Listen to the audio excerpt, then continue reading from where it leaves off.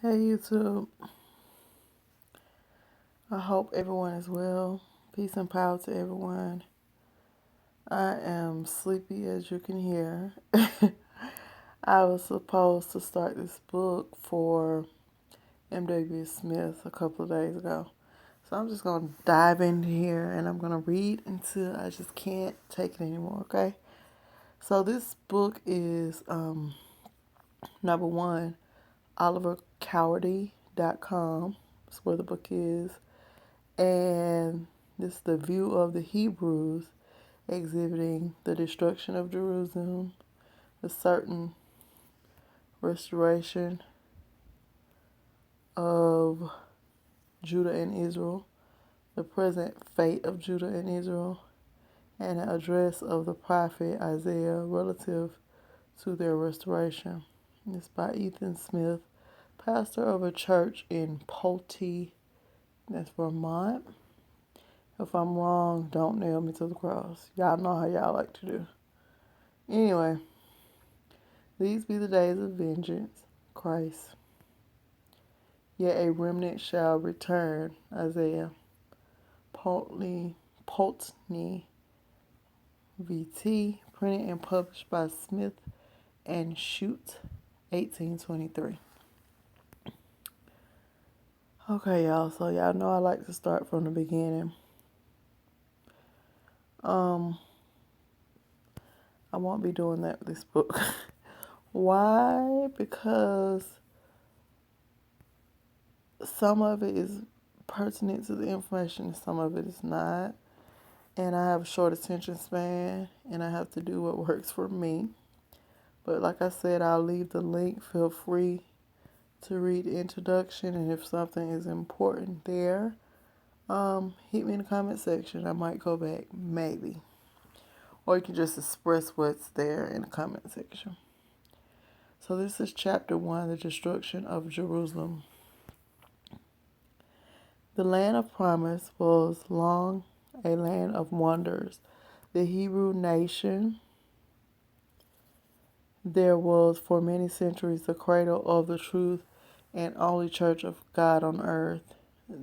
Their glorious things were wrought for her salvation. Patriarchs had their praise, sacrifice, and praise. Their prophets had prophesied, and the Almighty had often made bare his holy arm. There his people had too often apostatized, had been expelled from their Canaan, and again mercifully restored. There the 10 tribes of Israel had renounced the house of David and their God, and were hence banished to some unknown region of the world. To the present day, while the Jews were still retained in the covenant of God, and we know when they say Jews, they mean Hebrews, their God manifest in the flesh, made his appearance on earth, performed his public ministry, atoned for the sins of the world, and ascended to glory.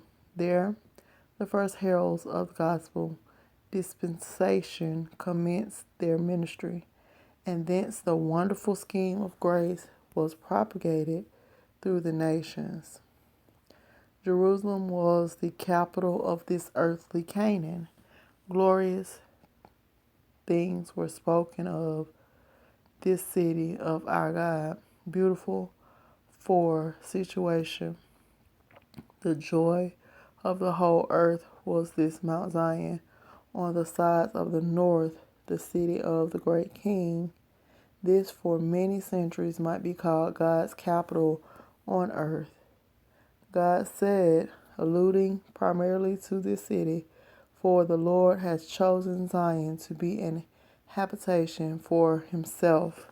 Here will I dwell, for I have desired it.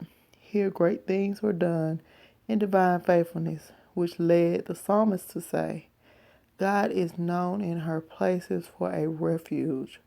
For lo, kings were assembled. They passed by together. They saw it, and so they marveled. They were troubled, and so they hasted away. The Lord of hosts is with us. The God of Jacob is our refuge.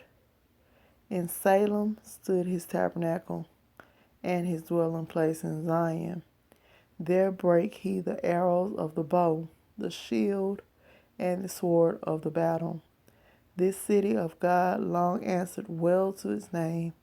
Jeru, they shall see. Salam, peace. Long did the church, while they walked with God, there see and enjoy peace.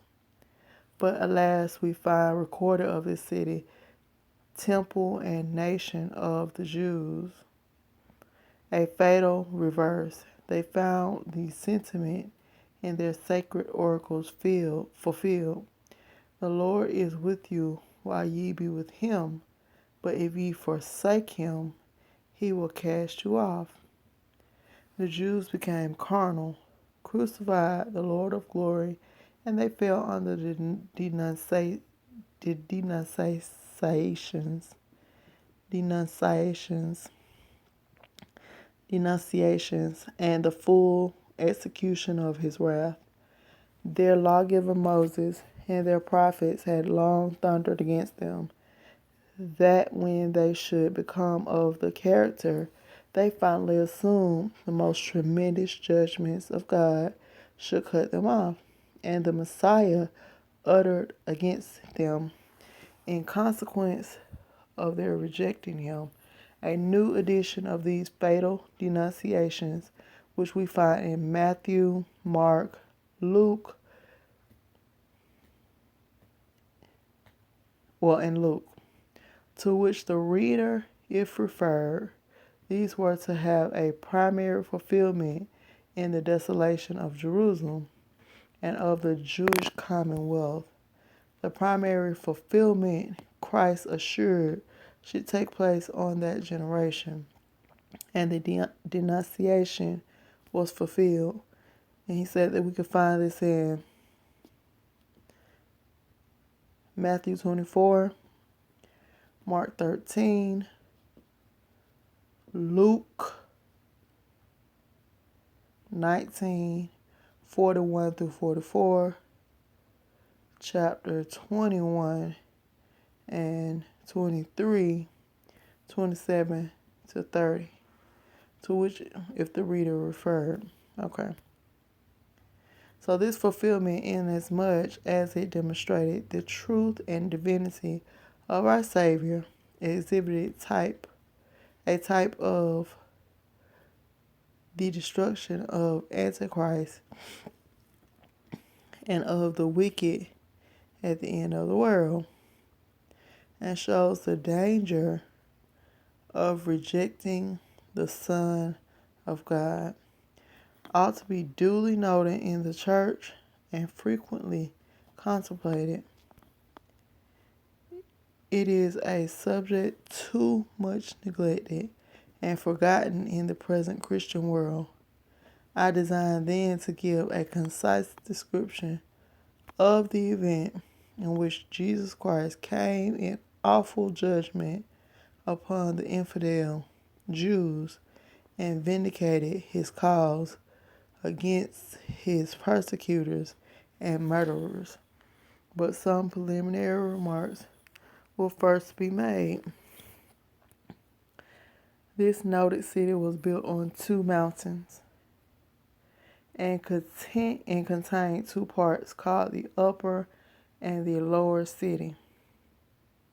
The former was built on Mount Sion, the latter on Mount Acra.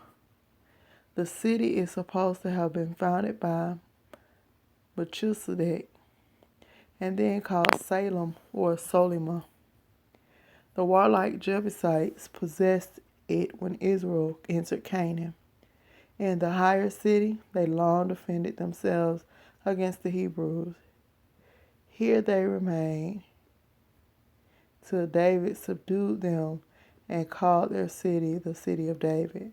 So they did mention the Hebrews, so I guess earlier they did mean the Jews. I didn't think that they made a clear distinction between the two, but they did. Now Herod the Great, when he repaired, hold on, I'm sorry. I want number one. Okay. Herod the Great, when he repaired, or rather rebuilded the temple, added vast strength and embellishments to the city, which accounts for its superb state and strength when it was destroyed. Most of the city was surrounded with 3 walls. In some places where it was deemed inaccessible, it had only one. The wall first built was adorned and strengthened with 60 towers. 14 towers were set on the middle wall. The outside one, most remarkable for its workmanship, was secured with 90 towers. The tower Stephanos was most celebrated. It was 70 cubits high, had 8 angles, and commanded a most beautiful prospect. Here the visitor might, in a clear atmosphere, delight himself with a view of the Mediterranean, 40 miles to the west, and of the most of the Jewish Jewish dominions. Some of these towers were nearly 90 cubits in height and famous for their beauty, elegance, and curiosities. They were built of white marble and had the appearance of vast marble blocks. These huge piles gave to the city, in the view of the adjacent country, a most majestic appearance. Right? Near the most lofty of these towers stood the royal place of the most commanding elegance. Incredible cost had furnished its pillars, porticos, galleries, and apartments. Its gardens, groves, fountains, aqueducts, and walks presented the richest and most delightful scenery. This was the beauty and elegance of the north side of Jerusalem.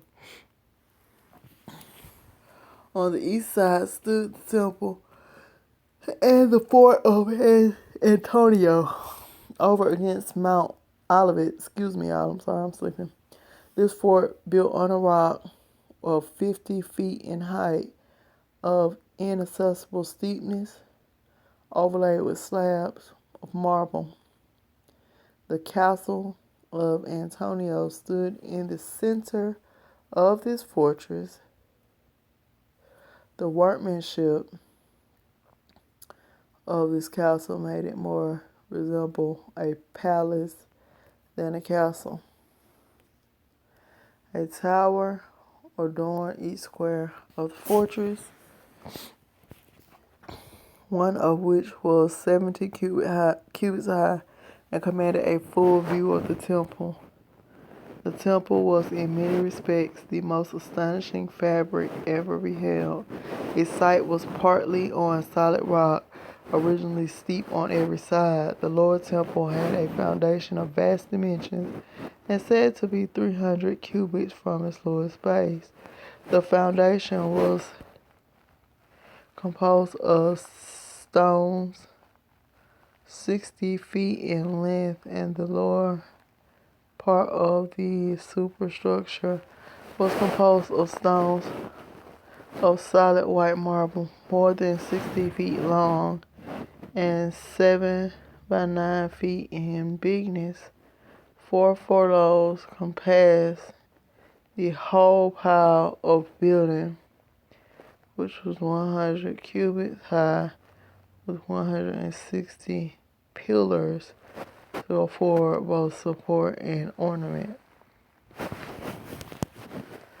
Y'all, let me see. I'm going to stop right here. Second paragraph on page 9. because I am dozing. Peace and power to you. I'll upload this after I take a nap. Alright, bye y'all.